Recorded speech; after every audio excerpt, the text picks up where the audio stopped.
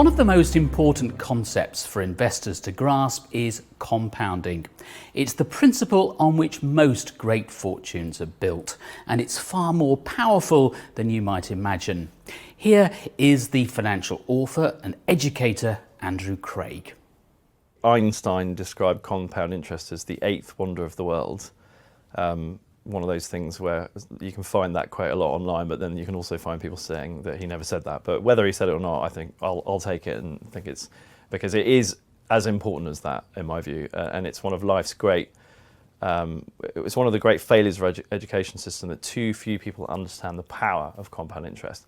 So that's how important compound interest is, but what exactly is it?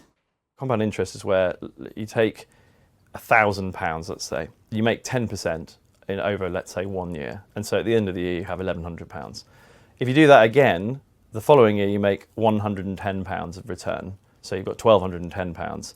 And crucially, that £10, so that is the return on your return. And that is the beginning of compounding. So compounding to me just means the return on your return. And what that means to any mathematician is a geometric progression. It means that the curve gets steeper over time and the return on your return becomes more.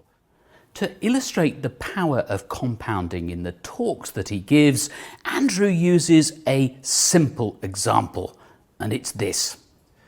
If on the day a child is born, a wealthy relative or parent or whatever puts £5,000 into some sort of investment, and that investment, and we can potentially get into how this might be possible, but that investment, just for the sake of mathematical simplicity and illustrating a point, returns 10% per annum.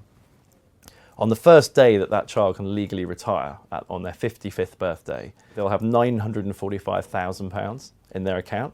And so I always say, how can we possibly have a pensions crisis, or sort of how can people struggle financially if a one-off investment of £5,000 can imply that somebody's got nearly £1 million by the time they retire?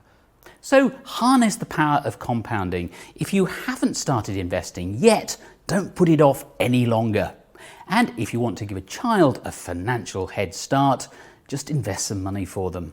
Simply leaving it invested will produce extraordinary long-term results.